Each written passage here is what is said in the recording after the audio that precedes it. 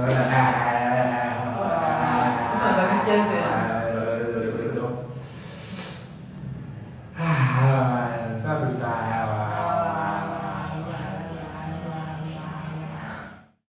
Bonjour à toi et bienvenue dans le podcast Destination Business Rentable qui aide les coachs, les entrepreneurs et les créateurs de contenu à construire un business qui attire des dream clients rentables et réguliers. Yes, dans ce podcast, on va te parler de stratégie business et même les 6 essentiels pour avoir un business rentable. Exactement. Et à la fin de ce podcast, tu pourras connaître la stratégie exacte qu'on utilise pour notre propre business et que nos clients utilisent pour attirer leurs dream clients et vendre leurs services de façon régulière sur Instagram.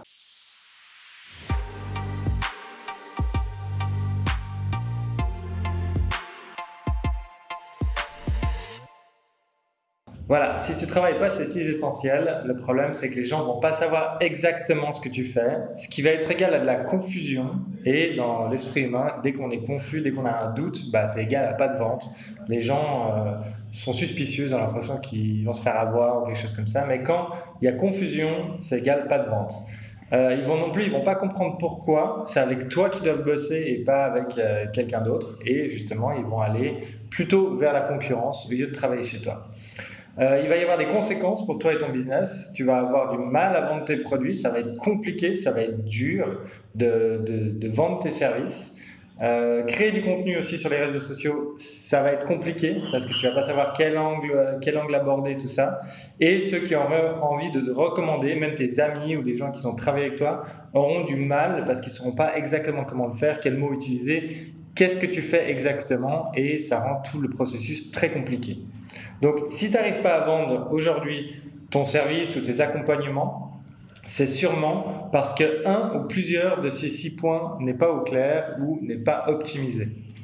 C'est ça. Et si tu as l'impression que tu as déjà bien travaillé ces 6 essentiels, reste quand même jusqu'à la fin parce qu'on va te révéler des tips inédits sur notre propre expérience, celle de nos clients et celle d'autres entrepreneurs à succès. Donc reste bien jusqu'à la fin pour connaître les 6 essentiels qui feront exploser ton business. Voilà, donc le problème numéro 1, ta niche. On en a déjà parlé plein de fois, ta niche. Je sais qu'on bassine avec ça, mais là on va faire un petit récap ultra pertinent dans ce podcast pour que tu aies tout au même endroit et que tu puisses revenir justement dessus à chaque fois que tu dis mais c'était quoi exactement mon profil, tout ça. Donc le problème que tu résous, c'est ta niche. Quel problème tu résous? C'est pas ton industrie, c'est pas une catégorie, c'est un problème spécifique que tu vas résoudre pour un client spécifique. Au lieu de dire, voilà, je suis fitness coach, tu vas donner un exemple beaucoup plus précis. Nous, on a donné un exemple, par exemple, c'est je donne des cours de pilates pour les mamans très occupées et salariées, donc ça c'est l'avatar, qui veulent retrouver la silhouette d'avant, la naissance de leur enfant, sans ajouter plus de temps à leur emploi du temps déjà très chargé. Exactement, on donne souvent cet exemple-là parce qu'il est super parlant. Enfin, je sais pas si vous voyez vraiment la différence entre je suis fitness coach, ça amène aucune vraiment vraie information. Ouais, on sait pas si tu vas essayer de prendre les gens à faire gonfler, en fait, faire prendre du muscle, est-ce que c'est pour être plus d'énergie? C'est pas clair et ça amène aucune discussion en fait. On donnait l'exemple la dernière fois, si tu arrives en soirée ou à un event et puis il y a quelqu'un qui dit ah, je suis fitness coach, tu sais pas exactement quoi lui répondre. Tandis que si la personne elle te dit justement ce que vient de dire Micha, donc je donne des cours de pilates, etc., cet exemple-là qui est très parlant, du coup, ok, il y a plein de choses intéressantes, il y a plein d'angles intéressants, c'est super précis et tu as envie de poser des questions. Et même si tu n'es pas maman et que tu ne viens pas d'accoucher, tu as envie aussi de faire du pilates sans ajouter plus à ton emploi du temps qui est déjà très chargé. Donc cet exemple, c'est très intéressant d'essayer ça plusieurs fois parce que quand tu as vraiment un bon pitch comme ça, souvent les gens ils te répondent par ah, c'est marrant, je connais quelqu'un que ça pourrait exactement aider. Et d'un coup, ça fait tilt dans leur tête et ils disent ah, je connais quelqu'un qui aurait besoin de tes services. Et là, c'est le début du succès. Exactement. Donc maintenant, j'aimerais que tu te poses 2 questions. Quel est le problème que tu veux résoudre avec ton offre? D'accord? Donc réponds vraiment, prends le temps, pose-toi, réponds à cette question. Et 2, en quoi mon expertise peut aider ces personnes?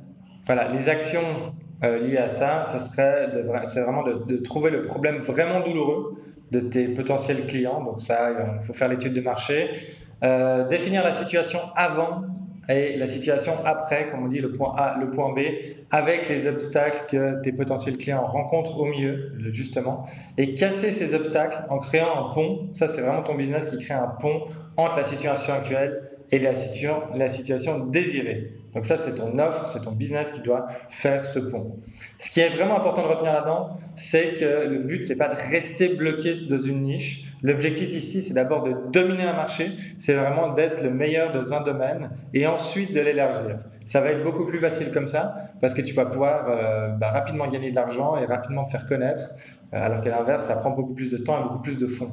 Et voilà, en faisant comme ça, on grandit beaucoup plus vite.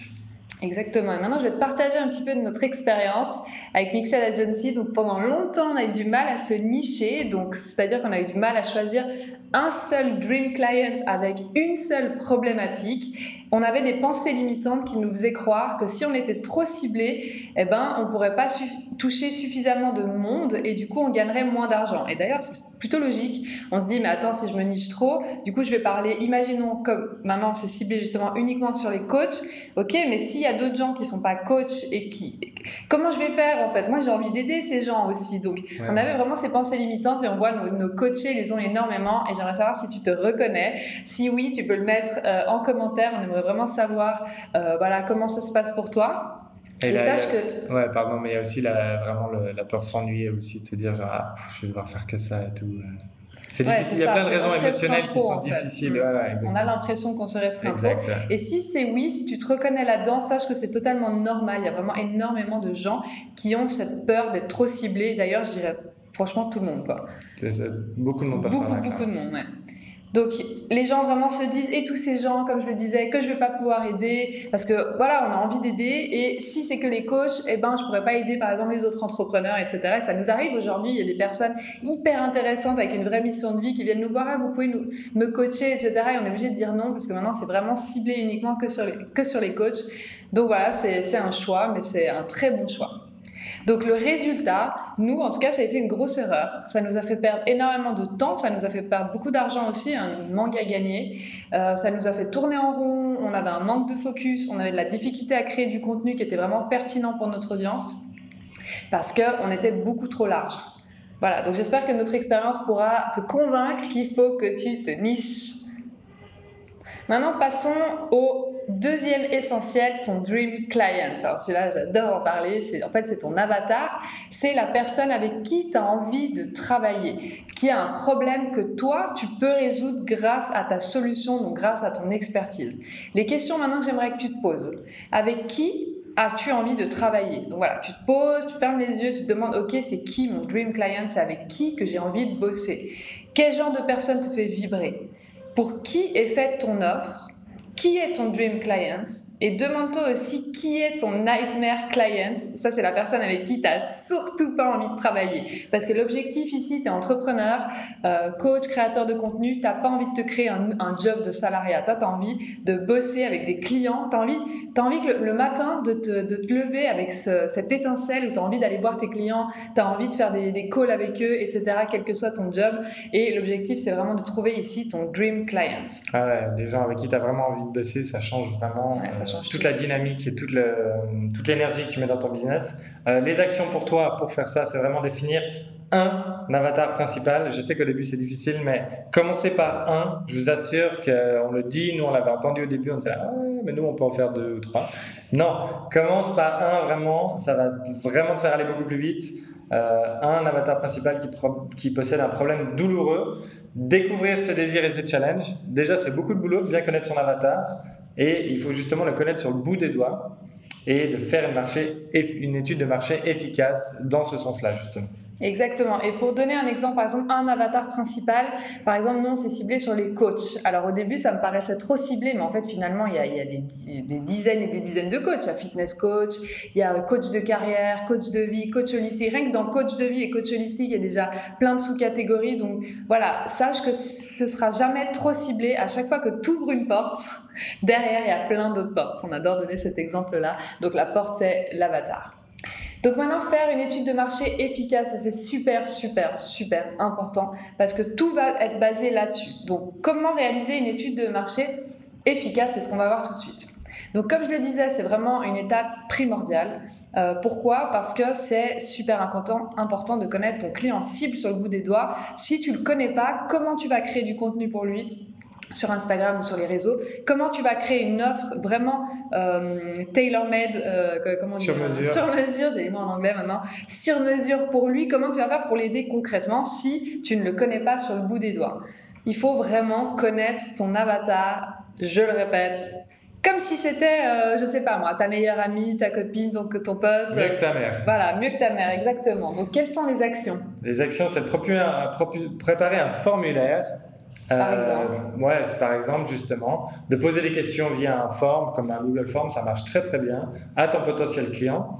En échange, tu peux lui proposer quelque chose parce qu'il faut quand même le remercier de passer du temps pour ça. Tu auras beaucoup plus de réponses, clairement, avec une carotte, clairement. Donc, en échange d'un call découverte ou un audit de son compte ou peu importe ce que tu fais, un petit bout de ce que tu peux faire, ça va aussi te permettre de faire découvrir ton produit ou ton service. Tu peux aussi contacter des spécialistes qui ont résolu le même problème que tu veux résoudre et de chercher des infos de qualité sur des forums, sur Instagram, sur les groupes Facebook. On ne dira jamais assez sur les groupes Facebook. Quand tu commences à rentrer justement dans le domaine de tes potentiels clients, il y a énormément de valeurs et de choses intéressantes. Même juste la manière dans laquelle ils parlent de leurs problématiques et tout ça. Les commentaires sur YouTube ou sur Amazon aussi, les livres dans ta niche, quelles sont les revues positives et négatives. C'est super intéressant de savoir ce que les gens voulaient retrouver. Exactement, surtout les négatifs, je dirais. Qu'est-ce qui manque? Et de récolter toutes ces datas, de faire un petit fichier Word avec tout ça propre et au clair. Voilà, ici le but c'est vraiment que tu fasses, on va dire, de la recherche. Donc tu te dis que tu fais un doctorat pour ton Dream Client et vraiment tu fais de la recherche et tu notes toutes ces infos sur un fichier Word ou autre. Maintenant, un tip pro que j'aimerais partager avec toi, c'est ici, toi, tu veux savoir si ton client cible, et ça c'est super important, est-ce que la personne avec qui j'ai envie de travailler, elle est potentiellement intéressée par mon offre? Ça paraît logique, mais très peu le font. Donc il faut que dans ton formulaire, par exemple, tu poses une question qui demande, ok, est-ce que tu es intéressé par mon offre? Mais mieux formule évidemment, oui, non.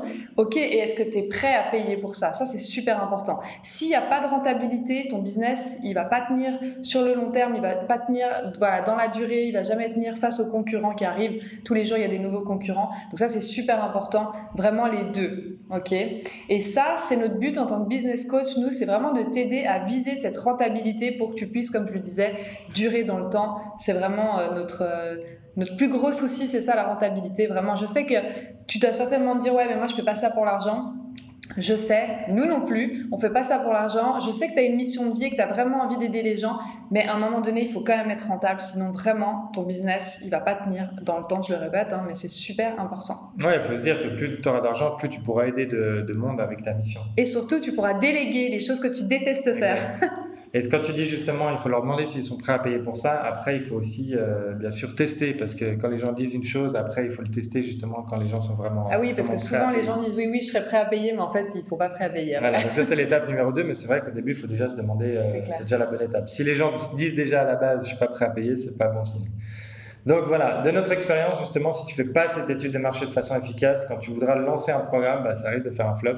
Comme on l'a dit, il y a plein de gens qui on en voit beaucoup. On l'a vu plein de fois, des gens qui nous disent ah oui, si vous faites ce produit, moi j'achète tout de suite, j'en ai toujours besoin. Et quand tu es là avec le produit, ça oui, mais non, en fait moi je n'ai pas vraiment besoin. Et tout. Oui, et surtout il y a beaucoup de personnes qui se disent ah bah tiens je vais faire une formation parce que les formations ça a l'air de marcher chez mes concurrents et ils font une formation qui sortent de leur tête sans faire d'études de marché efficaces ou sans être ciblés, sans avoir de niche ou d'avatar comme on vient de le voir, les 3 essentiels qu'on a vus. Ça fait un flop parce que ça répond peut-être pas à un besoin du marché. Donc attention à ça, vous risquez de vous épuiser, de perdre énormément de temps pour pas grand chose. Donc attention à ça, d'abord études de marché. Ouais, si tu connais pas les besoins du marché, tu sors une solution un peu de ta tête. C'est ça. Et ça va être dangereux, tu penses savoir et à la place de ton client. Nous, on a donné cet exemple déjà, on avait fait une étude de marché avec les restaurateurs et on était persuadés qu'ils voulaient juste avoir plus de clients. Mais en fait, eux, tout ce qui a vraiment ressorti, c'était qu'eux voulaient avoir vraiment des fournisseurs fiables et un staff sur qui ils peuvent compter. Et ça, c'était vraiment le problème le plus douloureux pour eux. Et ils se disaient que s'ils avaient ça, les clients viendraient automatiquement. Exactement. Et si nous, on avait créé un produit pour aider les restaurants à vendre plus de places dans leur resto, ça aurait fait un flop. Ça aurait fait un flop clairement parce que eux, vraiment tous les créateurs à qui on a demandé, il y en avait au moins une trentaine, quarantaine. Ça aurait pu, mais il aurait fallu le faire passer par là en disant voilà, maintenant que vous avez ça. Ouais, mais si on n'avait pas fait cette étude de marché, on n'aurait pas pu le savoir. Et c'était vraiment une découverte. Je pense, enfin, eux, ils pensent que s'ils ont un staff de confiance et des bons fournisseurs est égal à les gens viendront dans mon restaurant. Et en fait, que ce soit vrai ou pas, c'est pas le problème. Le problème, c'est que eux, ils y croient à ça. Donc toi, tu peux pas leur proposer quelque chose qui va pas dans ce sens-là. D'où l'importance vraiment. Tu peux pas vendre à quelque chose à quelqu'un qui ne pense pas avoir de problème, même s'il en a un. Ouais, exactement. Alors maintenant, le quatrième essentiel, c'est le bon message. Donc ça, on en a beaucoup parlé aussi. On va faire un résumé ici. Donc, c'est mettre le bon message devant la bonne audience. Ça, c'est primordial.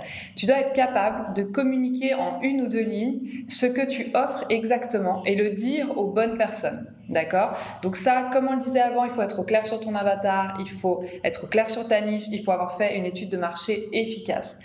L'objectif ici, c'est de te démarquer de la concurrence, ça c'est super important, et faire ressortir ce qui est unique dans ce que tu proposes et en quoi c'est pertinent de travailler avec toi. Et quelques actions pour ça, c'est vraiment de réfléchir sur ton offre et de te demander quels sont les bénéfices que je propose. En quoi je vais me démarquer de la concurrence. En général, les gens n'aiment pas trop parce que déjà, oh non, c'est pas des concurrents et tout. Mais en tout cas, dans les yeux de tes clients, les autres offres, c'est la concurrence parce qu'ils vont acheter peut-être à quelqu'un d'autre au lieu de toi. Donc, qu'est-ce qui te démarque, qu'est-ce qui te rend différent, quelle est vraiment ta plus-value, de vraiment comprendre ce que ton marché veut et de rédiger en une, deux phrases que tu proposes. C'est pour ça qu'on dit que l'exercice de faire la bio sur Instagram, c'est un bon exercice. Justement, ça permet de condenser le truc. On doit comprendre immédiatement ce que tu proposes et se dire ah oui, lui, voilà, j'ai compris, je vois ce qu'il voulait dire, je vois ce qu'il fait, je vois pourquoi il fait ça et que les autres ne le font pas comme ça. Oui, et surtout de se dire ah, lui, il a compris ce que je veux. En fait, quand tu dis tes une ou deux phrases, par exemple, si tu arrives en soirée où quelqu'un te pose juste la question tu fais quoi dans la vie, tu dois être capable en une ou deux phrases justement de dire ce que tu fais, que ce soit clair. Et la personne, elle doit se dire ah oui, lui, il a compris ce que je voulais et ce que les autres ne font pas. Donc ça, c'est super important. C'est un exercice hyper important. On ne dira jamais assez de travailler sa communication. Et même dans le monde réel, comme tu le dis très bien, ça permet d'avoir un feedback et les gens se vont dire comment ça. Et si on te pose des questions parce que c'est pas clair, ça devrait faire tilt et te dire ok, je dois continuer à travailler le truc. Et d'ailleurs, pour parler de notre expérience, je sais que vous aimez bien savoir à chaque fois nous comment ça s'est passé à l'interne de Mixed. Eh bien, avant qu'on soit vraiment niché et ciblé et avant qu'on travaille sur, qu'on se cible tout simplement. Quand on nous posait la question qu'est-ce qu'on faisait, on hésitait parce qu'on faisait tellement de choses. Parce que c'est vrai qu'on a une agence de communication, de marketing digital, donc du coup c'est vrai qu'on avait plein de pôles, on faisait plein de choses. Et là maintenant c'est hyper clair quoi. Même pour ma mère. Même pour ta mère et même pour sa grand-mère. Regarde souvent. J'ai même réussi à l'expliquer à ma grand-mère et c'est devenu de plus en plus clair justement. Et là c'est un bon test. Et ça, c'est pas parce qu'on n'était pas clair avant puis qu'on est devenu clair. Nous, on n'a pas changé. C'est juste que maintenant, c'est ciblé. Ce qu'on fait, c'est qu'on sait exactement à qui on s'adresse, pourquoi on s'adresse et quel est le résultat qu'on veut faire. Et on fait moins de choses, en fait, tout simplement. Donc maintenant, le cinquième essentiel, on va parler de ton offre irrésistible. Donc ça, c'est ton offre signature. Ça aussi, c'est un des points hyper importants. Ça, c'est le pont. Il en a parlé, Micha, avant. C'est vraiment le pont entre la situation A, de ton potentiel client, donc ça c'est sa situation actuelle, sa réalité actuelle, et le point B, ça c'est sa situation désirée, c'est où il veut être, quelles sont ses aspirations, etc. Toi, ton business, il doit exister uniquement pour offrir ce pont à ton client, d'accord ? À ce stade de la création de ton offre, tu dois connaître profondément ton client cible, ça on l'a déjà dit, ses désirs, ses peurs, ses angoisses, sur le bout des doigts. Donc lorsque c'est fait, tu peux créer une offre à ce moment-là, donc tu vois, étude de marché avant, collecte de data et ensuite créer ton offre. Lorsque c'est fait, tu peux créer une offre qui répond parfaitement aux besoins de ton client cible. En fait, ce sera beaucoup plus simple. Beaucoup plus simple de créer cette offre parce que du coup, tu auras ton formulaire avec tes réponses, tu sauras exactement ce que veulent les gens et du coup, c'est super simple de faire ton offre après et c'est comme ça que nous, on a créé le coaching 2.0. Maintenant, les actions que je te propose, c'est avoir fait ton étude de marché et avoir récolté une vingtaine de réponses. 2. Comprendre le problème douloureux de ton client cible, donc profondément le comprendre et être vraiment presque un peu obsédé par ce problème douloureux et vois-le comme une espèce de puzzle et essayer de comprendre parce que même eux, parfois, ils savent pas exactement quel est leur problème douloureux. 3. Voir les forces et les faiblesses du marché, donc analyse des concurrents, regarde ce qui se fait et regarde là où il y a un trou, quelque chose que, ah tiens, là il manque quelque chose. 4. Définis une solution directe. Et 5. Teste ta solution, comme le disait Micha avant, donc ça c'est ton offre. Fais une hypothèse et teste-la. Tu peux faire un minimum MVP. Donc par exemple, MVP en anglais Minimum Viable Product. Exactement, j'ose pas vous sortir mon meilleur anglais. Produit minimum viable. Ouais, c'est ça. Et donc ça par exemple, c'est ce qu'on avait fait. Tu vends d'abord ton offre avant de l'avoir créée. Donc d'abord tu vends l'offre et ensuite tu la crées si tu as suffisamment de personnes. Ça c'est important si tu veux pas t'épuiser pour rien. Nous c'est exactement ce qu'on avait fait pour Destination Business Rentable, donc notre membership. On avait d'abord vendu l'idée et quand on a vu parfait, il y a tant de personnes, c'est exactement le nombre qu'on voulait, go, on crée le membership, mais sinon on l'aurait pas créé, on aurait remboursé les gens par exemple et puis on aurait dit bon bah voilà, on fera autre chose. Ouais, ça a l'air pas intéressé, c'est vraiment l'étude de marché. MVP, vraiment le principe c'est de faire la version la plus simple de ton produit, comme si, imagine, tu voulais lancer un empire comme Facebook et tu dis qu'est-ce que je pourrais faire en le lancer en un jour. Bah, ça sera pas un truc aussi complexe, mais peut-être ce sera juste un annuaire avec des noms, des trucs comme ça. Pensez à ton business, qu'est-ce que ça peut être la version minimum pour la tester, exactement. Donc, pro tips justement, c'est de bien faire la différence entre ce que les gens ont besoin et ce qu'ils désirent. En général, justement, même eux ne font pas forcément la différence. Mais même eux, ils ne savent pas forcément ce qu'ils ont besoin, ce qu'ils désirent. Exactement. Donc toi, ton but, c'est vraiment de comprendre ce qu'ils désirent et de leur donner et comprendre leurs besoins. Comme ça, tu pourras vraiment leur donner ce qu'ils désirent et ce qu'ils ont besoin. Même justement, on va les attirer avec ce qu'ils désirent, parce que ça, c'est beaucoup plus fort. Et après, tu vas leur donner ce qu'ils ont besoin vraiment. Ne pas changer l'hypothèse en cours de route, ça c'est aussi quand on fait son étude, d'un coup on dit ah mais c'était pas exactement ça. Donc de rester sur un projet, sur un programme, sur une stratégie pendant 90 jours avant de changer. Ça permet de parer à ce qu'on appelle justement l'objet brillant, à la nouveauté, se dire ah non mais je dois utiliser cette stratégie là. Ça permet de rester focus pendant 90 jours. Parce que souvent on a tendance à faire un lancement par exemple ou faire une hypothèse et ça fait un flop entre guillemets parce qu'on a mis une story puis que la story elle a pas mordu, il y a personne qui a l'air intéressé. Mais il faut continuer. Il y a beaucoup de gens, on les voit, ils s'épuisent parce qu'ils passent d'un truc à l'autre. Tous les mois ils ressortent un nouveau programme, un nouveau truc, ils changent d'avatar tout le temps, de niche, etc. Et ça c'est vraiment quelque chose qu'il faut éviter. Tu vas t'épuiser pour rien. Donc ça c'est syndrome de l'objet brillant vraiment. Ouais. Dès que tu vois de la lumière, il y a un truc qui a l'air cool là-bas, tu vas, donc ça, non, elle fait vraiment des stratégies sur 90 jours. Ouais, parce que c'est normal au début que ça prenne du temps, donc faut pas que tu te dises que c'est ta stratégie qui est mauvaise, c'est juste qu'il y a le début, il faut mettre la vapeur, il faut faire démarrer la locomotive. Il faut pédaler, quoi. Exactement. Et en fait, dans un précédent podcast, le podcast numéro 15, on en a parlé justement, comment créer une offre irrésistible et que tes potentiels clients vont s'arracher. Voilà, l'objectif c'était de faire résonner celle-ci profondément avec tes clients justement. Donc ça, c'est une thématique essentielle pour avoir un business rentable, le message. Voilà, donc je te recommande d'aller voir ce podcast. Maintenant, l'essentiel numéro 6, on arrive au bout, c'est ta stratégie d'acquisition. Alors ça, c'est super important aussi. C'est vraiment savoir exactement où trouver ton client cible, toujours grâce aux data que tu as récoltées dans ton étude de marché et comment l'attirer grâce à une stratégie d'acquisition qui est claire et efficace. Donc maintenant que tu connais ton client cible, tu as une solution pour répondre à son problème, ça c'est ton offre, et un message pour le lui prouver. D'accord ? On en a parlé avant. Maintenant, il faut entrer en contact avec cette personne.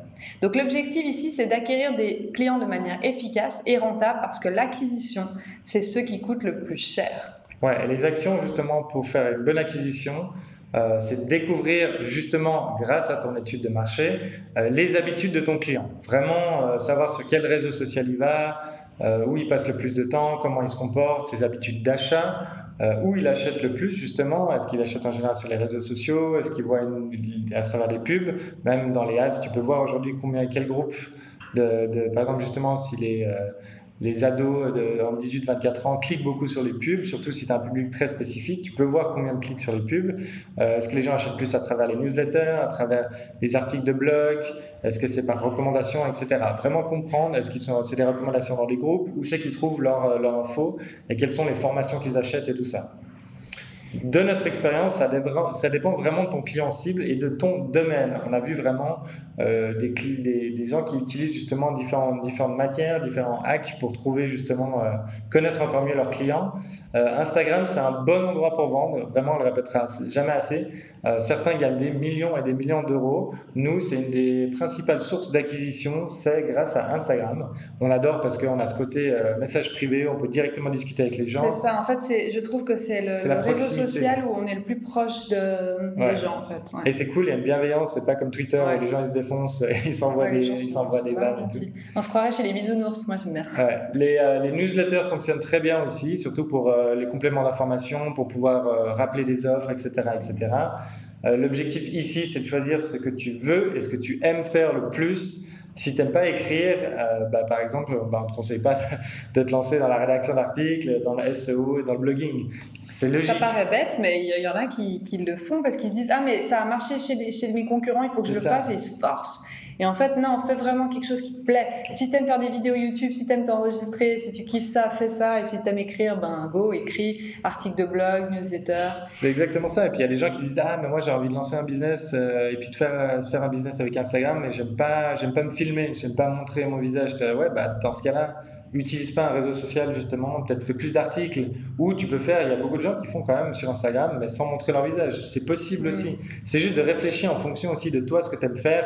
Si à chaque fois que tu dois créer du contenu c'est douloureux, c'est difficile, ça va pas aller très loin. Après, c'est bien de sortir de sa zone de confort quand même. Hein. Moi, les personnes qui me demandent, oui, moi, j'aime pas me filmer, comment je peux faire, je leur dis franchement, essaye. Parce qu'il y a j'aime pas, parce que il y a plusieurs raisons à pourquoi j'aime pas. Est-ce que t'aimes vraiment pas ou est-ce que c'est parce que t'as pas l'habitude? Parce que personne n'aime se filmer comme ça, comme un imbécile. C'est pas très naturel. Ouais, ça a l'air d'un con, franchement, non, franchement. Donc, ça s'apprend. Voilà, plus tu le fais, plus t'es à l'aise, plus. Nous, on voit, franchement, moi, plus j'écris, plus j'aime ça, et plus je suis en train de me dire, ah, j'aimerais bien faire des articles plus construits et tout ça. Et puis tu commences à t'amuser avec les mots, et c'est vrai Exactement. Mais tout ça, ça prend du temps. C'est une construction sur du long terme. Par exemple, le SEO, le blogging, tout ça, ça prend du temps. Instagram, ça prend du temps, tout prend du temps.